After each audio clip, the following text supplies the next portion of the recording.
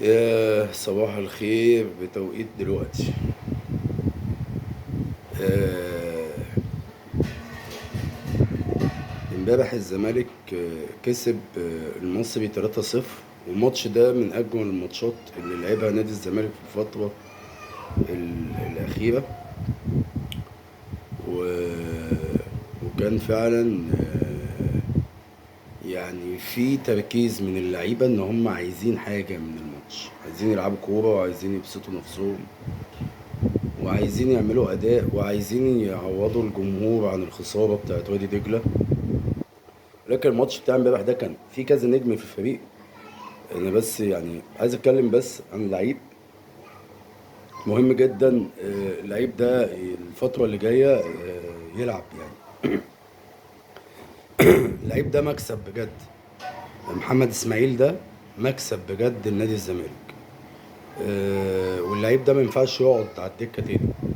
يعني مع احترامي للونش ومع احترامي للي موجودين، حسام عبد المجيد وصلاح مصدق ال... محمد اسماعيل ده التوقيت اللي بيقطع بيه الكوره. هو توقيت مثالي جدا، التوقيت اللي بيغطي بيه زميله حتى في كذا لعبة. هو ما بيبيعش نفسه بسهولة وبيتدخل في الوقت اللي المفروض يتدخل فيه، ولما بيجي يطلع بالكورة هو عنده ثقة في نفسه، هادي. آه، بيطلع بالكورة بيعمل الباص بتاعه صح، وممكن يمشي يسحب لك الفريق آه، لغاية نص الملعب.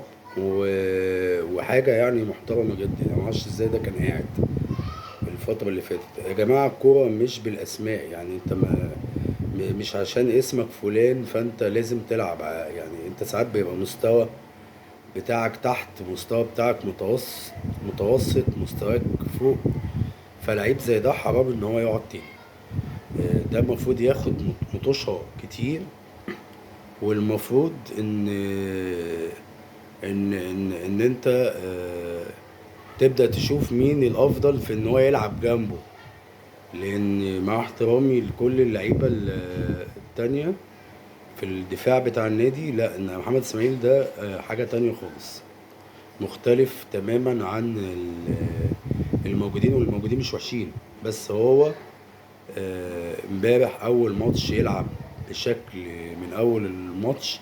لا، عنده حاجة وحاجة محترمة يعني.